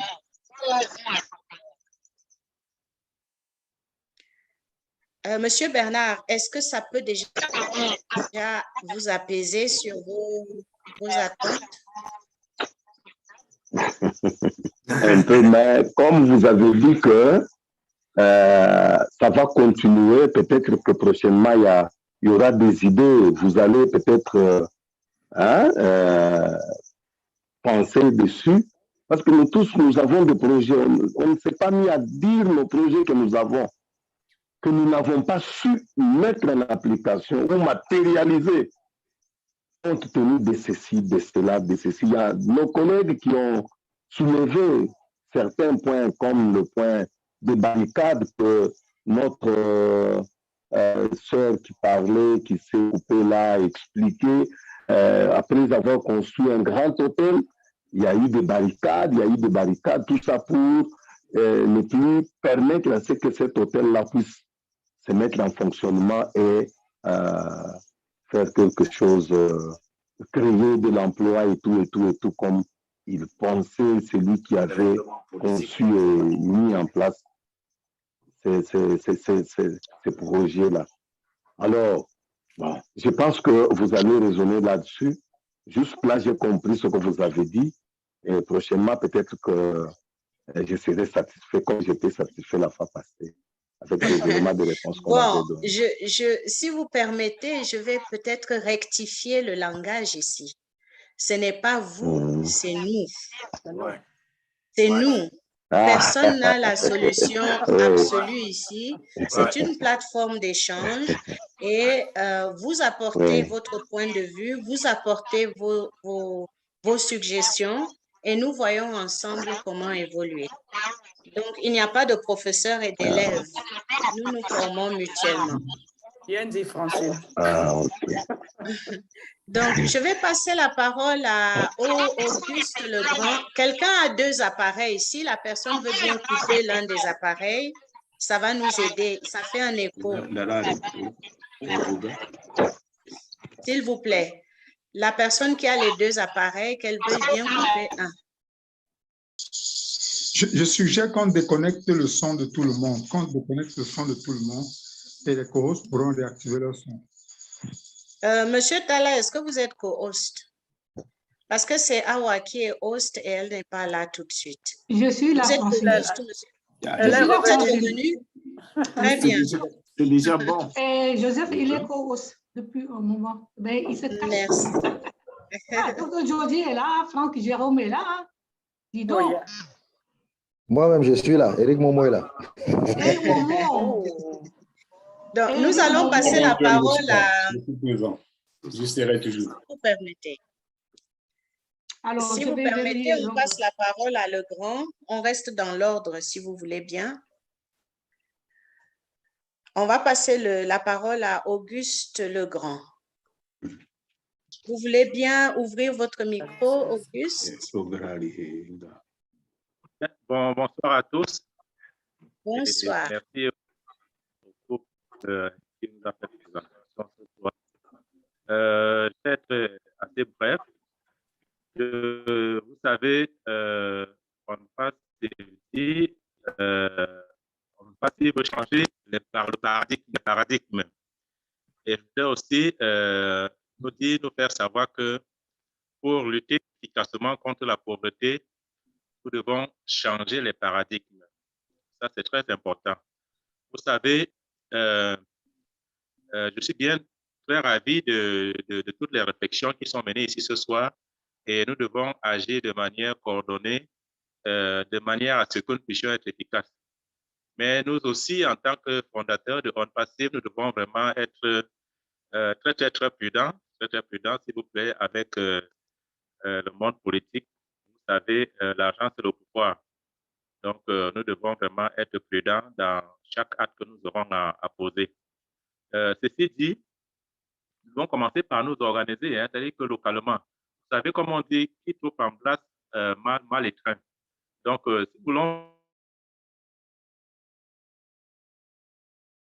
faire embrasser tout d'un coup, il y a des urgences. Et je voudrais attirer notre attention que l'instrument OBLESS que nous voyons déjà aujourd'hui, les actions qui sont menées à travers, n'est-ce pas, à travers notre PDG que nous voyons déjà en Inde, franchement, nous devions nous pencher là-dessus. C'est pour ça que je dis le système bancaire tel qu'il a été fait depuis des décennies n'a pas aidé les gens, c'est-à-dire que n'a pas aidé les gens à sortir de la pauvreté.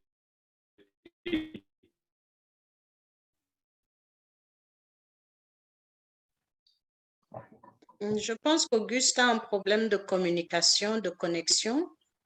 Désolée de ça. Auguste?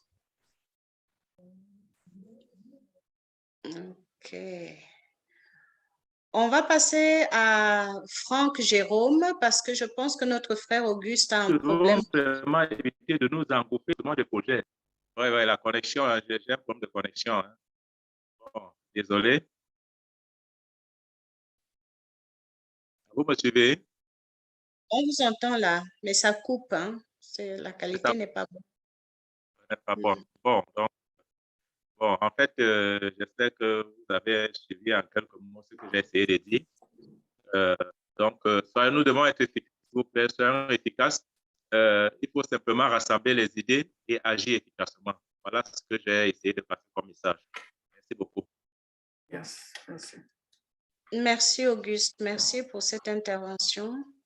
Donc, ceci relance ce dont on a déjà, que j'ai évoqué tantôt, une organisation au sein de laquelle on va pouvoir avancer et progresser avec les notes et des discussions plus concrètes parce que sinon nous allons tourner en rond. Nous allons parler ici sur la plateforme et dans 6 ans, nous serons toujours en train de mettre les idées. Donc, il faut que nous pensions à cela, comment nous organiser concrètement et comment nous allons organiser le OBLESS à partir de cette plateforme pour que quelque chose puisse être mis en route. Nous allons passer la parole à, je vois, Franck Jérôme. S'il vous plaît, Franck, vous pouvez ouvrir votre micro. Oui, bonsoir tout le monde. Je m'excuse déjà, j'ai pris le train en marche. Mais bonsoir, Jérôme. Bonsoir. Je suis persuadé, au vu de tout ce qui a été dit, en fait, ce que j'ai constaté maintenant, je suis persuadé que nous avons tout ici. Nous n'avons même pas à attendre demain. Nous n'avons même pas à réfléchir quoi faire. Nous l'avons déjà ici. Parce que les thèmes qui ont été employés, des textes laissent déjà entrevoir que les compétences sont réunies. Nous avons un instrument qui existe déjà. Bon, je suis quand même désolé d'attendre la plupart de nous dire oui, quand on va commencer avec On Passive. Mais on a commencé depuis avec On Passive.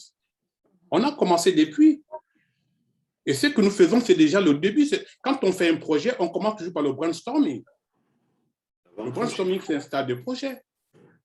Donc, on ne peut pas attendre, si vous attendez que les ressources arrivent, c'est que, au fait, vous n'allez jamais commencer. Mais du fait de réfléchir déjà sur quelque chose, c'est déjà démarrer sur quelque chose. Et évitons aussi de sous-estimer ce que nous avons. Ne parlons pas trop du manque, parlons de ce que nous avons et de ce que nous voulons. Si nous voulons un objectif, parlons de cet objectif. Mais si nous focalisons notre attention sur le verre à moitié vide, mais on ne verra que le vide. Focalisons notre attention sur le verre à moitié plein. Et là, ça entretient déjà la motivation et ça crée de l'énergie positive. Et on est motivé déjà d'avoir rempli ce verre à moitié et donc il reste juste la moitié. Mais si nous disons, ah, le verre il est à moitié vide, ah ben dis donc, c'est qu'on fera du surplace, comme le dit Francine. Mais moi, je pense qu'on n'a même pas à attendre quoi que ce soit. Si quelqu'un a quelque chose ce soir, en rentrant chez lui, qu'il commence. Il n'a pas à attendre que oui, qu'on lance quoi que ce soit, parce que tout est déjà lancé. Et moi, je me réjouis personnellement parce que je me reconnais dans les propos de tout un chacun, et je rends grâce à Dieu pour ça, pour avoir fait des expériences. Et j'ai discuté avec certains de vous qui se reconnaissent dans ça. Et je suis persuadé, franchement, sans adage, sans vouloir parler de spiritualité et autres, à partir du moment où vous avez une idée et que vous la prononcez, c'est que vous venez de lancer le début de votre réalisation. Maintenant, si vous vous mettez les conditions en disant que il nous faut les moyens, là vous-même vous cherchez des obstacles. Et si vous dites qu'il faut forcément faire de la politique, vous cherchez des obstacles, parce que la politique a besoin de l'économie. C'est la politique qui a besoin de nous. Et ne sous-estimons pas notre force. Mais c'est vrai, nous allons parler de l'organisation, mais l'organisation, c'est pour mettre une cohésion, une harmonie, afin que tout se passe, disons, selon un schéma.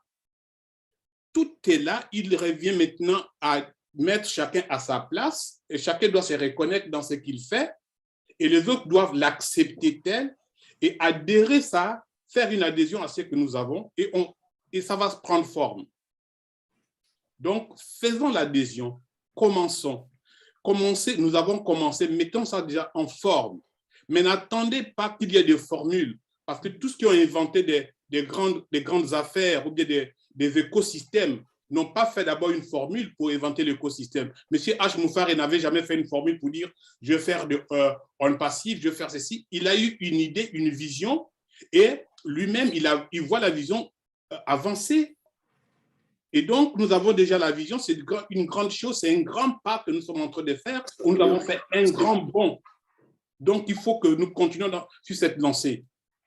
Et maintenant, par rapport à la vision ou bien à l'adhésion, il faut qu'on prenne la forme de l'eau. L'eau, ça s'adapte à tout récipient. Vous n'allez pas dire que pour aller absolument à Rome, il faut que je prenne le train ou bien il faut que je prenne l'avion. Si vous avez un homme politique devant vous, mais faites usage de la compétence sociale. C'est ça. La compétence sociale est très importante dans la réalisation. Ce n'est pas la compétence technique qui joue toujours. La compétence technique, c'est un complément. Vous pouvez avoir des meilleures compétences, vous pouvez avoir des meilleures ressources, mais quand vous ne pouvez pas non plus prendre en compte l'environnement dans lequel vous voulez implémenter votre projet, mais il va échouer. Voilà pourquoi on parle du développement endogène. La politique de développement a beaucoup échoué parce qu'on nous a amené des idées de l'extérieur pour vouloir nous imposer ça en Afrique. Les gens veulent nous dire ce que nous voulons avoir au lieu de nous entendre dire que c'est ce que nous voulons. Nous devons imposer ce que nous voulons. Nous ne devons pas recevoir selon le regard des autres. Vous avez des exemples sur les réseaux sociaux. Il y a un jeune homme qui a mis de l'électricité dans son village où il n'y a même pas de communication. Il n'y a pas de voie de communication. Il a mis l'électricité dans son village. Ça a pris peut-être du temps, mais il a réalisé. Et là, on l'a invité aux États-Unis pour dans une. Il y a beaucoup d'exemples comme ça. Il y a des jeunes filles qui ont mis de l'électricité à partir des urines au Nigeria. Donc, comme vous le dites, comme Francine l'a si bien dit, l'Afrique est en marche. Ça s'est fait déjà. Ne pensez pas que les gens ne font pas. Mais si on en parle, c'est que ça existe déjà. Donc, organisons-nous. N'attendons pas des millions. Commençons avec ce que nous avons. On va avancer. Moi, je suis pour la motivation. Je voudrais parler de ce que je veux. Je ne veux pas parler de ce que je ne veux pas. Je veux parler de la guérison et non de la maladie. Je veux parler de la richesse et non de la pauvreté. Je parle de la prospérité. Pourquoi je vais parler de ce que je ne veux pas? Ça ne m'intéresse pas. Ce qui m'intéresse, c'est ce que je veux. Donc, changeons déjà aussi notre façon de parler, notre vocabulaire, pour qu'on crée déjà en nous des semences et des terres fertiles. Moi, je pense que nous devons voir en nous, comme on dit, la pauvreté, c'est un état d'esprit. Ce n'est pas une fatalité. Personne n'est né pauvre. L'Afrique n'est pas pauvre. Jamais. Je refuse ce discours. L'Afrique n'a jamais été pauvre. Elle ne sera jamais pauvre.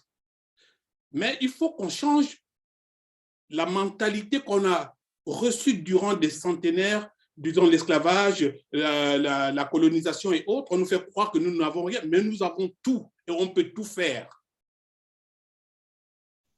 Donc, n'attendons pas qu'il y ait le grand lancement de On Passif. On Passif est lancé depuis pour ceux qui veulent travailler. Nous pouvons travailler maintenant. Merci. Merci beaucoup, Franck. Merci beaucoup. Apparemment, je n'ai pas le même ordre pour les personnes qui lèvent les mains et je suis désolée que ceux qui ont levé la main depuis longtemps veuillent bien me pardonner si je ne leur ai pas donné la parole. Donc, je vais passer la parole à Françoise. Il y a Françoise qui lève la main. Si vous voulez bien prendre la parole, Françoise.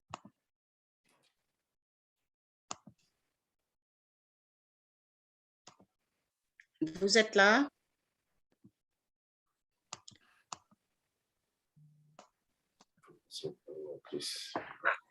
Donc, on va passer la parole à Dr. Georgie, si Françoise n'est pas là.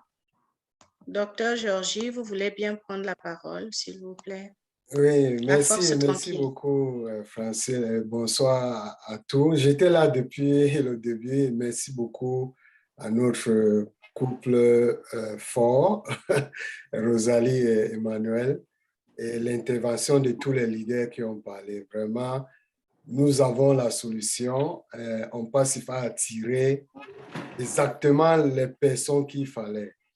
Et vous voyez, comme le leader vient de dire, le leader Franck, nous avons déjà commencé le travail. Ce que nous sommes en train de faire ici, c'est le travail qu'on a déjà commencé. Et merci à l'équipe qui organise cette rencontre. Vraiment, c'est très fort. J'étais vraiment épaté. Les idées que les gens ont dit, les solutions, c'est déjà là.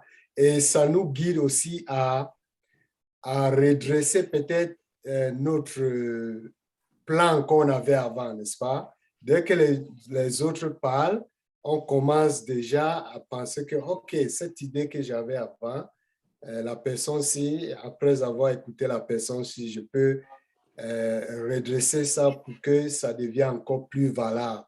Donc, on peut se focaliser maintenant comment on peut faire pour peut-être changer l'infrastructure en Afrique, n'est-ce pas? Parce que c'est ça, c'est très important, peut-être les routes, moyens de communication, comme l'un des leaders a dit. Sans information, on ne peut pas se former, on ne peut même pas savoir de quoi on manque. Ou bien la transformation du système de l'éducation. Ce n'est pas tout simplement en Afrique, mais même partout au monde, cette mode d'éducation est, on dit en anglais, archaïque. Donc, ce paradigme qu'on passe en train d'amener, ça va changer beaucoup dans tous les fronts, éducation, la façon de faire les affaires, ainsi de suite. Donc, nous sommes là, nous avons cet objectif, on sent déjà, d'après ce que les gens ont parlé. Prenons maintenant cette idée, comme les leaders ont dit, et puis la semaine prochaine, on vient avec notre façon qu'on pense à contribuer ou bien à commencer à faire ces changements. Merci beaucoup, c'était vraiment intéressant. Nous avons tout ici, là. Nous avons tout ici. Je suis vraiment content. Merci à vous, Francine. Merci beaucoup, Dr. Georgie. Et comme d'habitude, nous sommes très édifiés par votre intervention. Je vais passer la parole à Amazon Awa et je vais dire bonsoir à tout le monde parce que je vais à une autre réunion et nous nous retrouvons jeudi prochain. Ce sera un plaisir d'être avec vous. Très bonne soirée. Awa, je vous laisse. Tu peux rester, hein? On a presque fini. Tu peux rester. Parce qu'on va clôturer. Merci beaucoup, Francine. Merci, Dr. Georgie. On est content de vous avoir vu. Et puis, merci à Franck Jérôme. Je pense qu'aujourd'hui, les idées qu'on a eues ont montré que vraiment, on a ce qu'il faut. Hein? Des fois, on va chercher ailleurs ce qu'on a à côté de soi. Malheureusement, comme je dis toujours, ce n'est pas mon expression, je l'ai prise de quelqu'un. À un pays sous-développé correspond une mentalité sous-développée. Et je vais entendre, à peuple sous-développé correspond une mentalité de sous-développé. Quand on est sous-développé, on a été dans un carcan, dans un moule où on croit que pour réussir, il faut aller chez l'autre, alors qu'on a ce qu'il faut en soi. Justement, quand Franck parlait des causes exogènes, je pense que c'est au niveau endogène que nous devons chercher le développement de l'Afrique. Parce que nous tous, nous sommes porteurs de potentialités incommensurables. Et ce brainstorming aujourd'hui a montré que vraiment c'était important de le faire. C'est venu à point nommé. Et justement, c'est inspiré du brainstorming que notre CIO a lancé il y a à peu près 2 semaines pour savoir comment éradiquer la pauvreté. Et quelqu'un l'avait dit tout à l'heure, je crois que c'est Herbert, il a dit une chose très importante. Avant d'éradiquer la pauvreté, il faut connaître quand même les causes de la pauvreté. Les causes, si on ne s'attaque pas aux causes intrinsèques à la pauvreté, on ne peut pas l'éradiquer. Donc, je pense qu'on a déjà vraiment bien élagué les choses et on a un couple d'enfer, un couple de choc. En l'occurrence, Rosalie et Emmanuel, vraiment, je suis époustouflée. Je suis très, très contente. Et hier, quand j'ai discuté avec Rosalie et que Emmanuel s'est joint à la discussion pour préparer aujourd'hui la réunion, il m'a dit des choses qui m'ont beaucoup touchée et je vois que c'est sérieux, ce n'est pas quelque chose d'anodin. Parce que ce qui est important dans un individu, c'est de penser comme on dit ce qu'on fait et faire ce qu'on dit. Et il a fait ce qu'il a dit. Et je le remercie encore. Ce que je voudrais seulement, c'est qu'on sache, chers leaders, qu'on peut rester ici encore 2 heures, 3 heures, mais ce n'est pas efficient. Et la dernière fois, moi, j'ai eu honte personnellement avec le docteur Oliver qu'on a invité. On a gardé ici pendant 3 heures.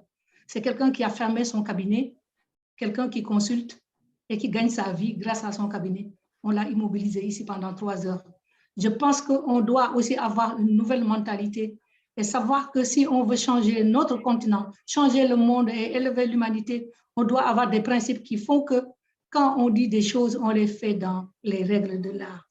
Et puisqu'on s'est donné une séance la semaine prochaine pour continuer le débat, j'ai noté les gens qui ont levé la main. Françoise, Grace, Samon, Eric Momo, Dr Apollinaire, Mukolo, Kiavuluka, je crois que c'est ces gens-là que j'ai notés. Et la semaine prochaine, on va commencer par eux. Comme ça, on va essayer de mettre fin aux discussions. Sinon, plus on discute, plus on a envie d'avancer, plus on est vraiment chauffé à bloc. Mais je pense que les bonnes choses ne peuvent pas... Ah, Joseph Tala, je ne sais plus comment tu dis cette expression.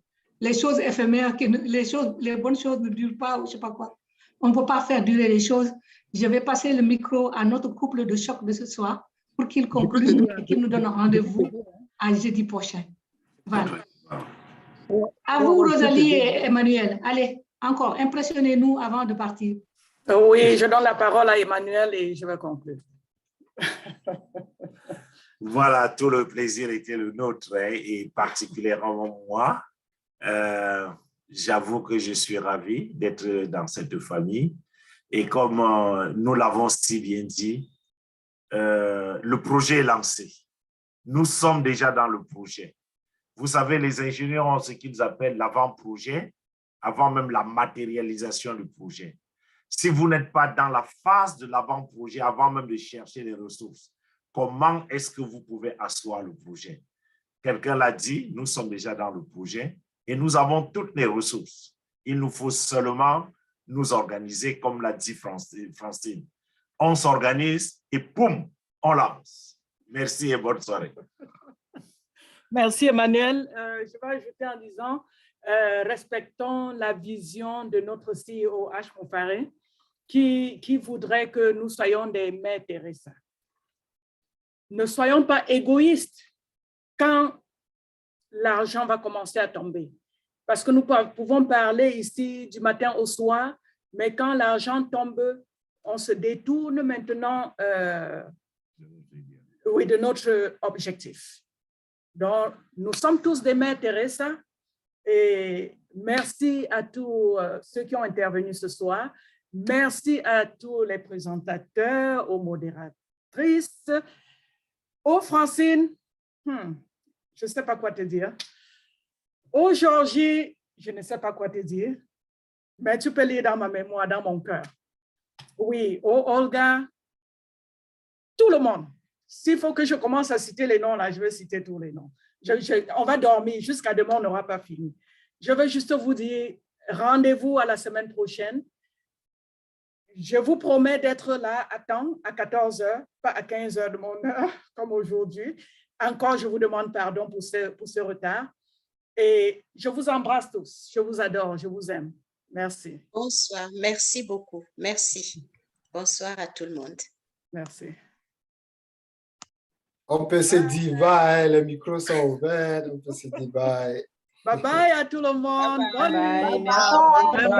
nuit.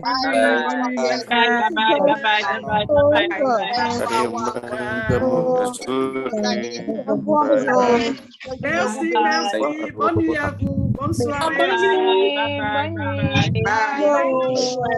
Soirée de Paris. Bye tout le monde. Yes. Oh Marion. Et bonne soirée de Paris. Oh Marion, la lumière. Bonne nuit. Bonne nuit, au revoir. Bonne nuit.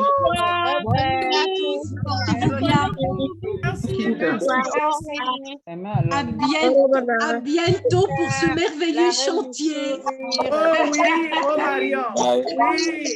Bisous, oh Marion. Bisous, bisous, oh Marion. Bonne nuit. Oh Constantin de l'Allemagne, bonne nuit. Bonne nuit. Vous ne voulez pas partir finalement, on recommence à toi, je coupe. À toi, je coupe. Deux,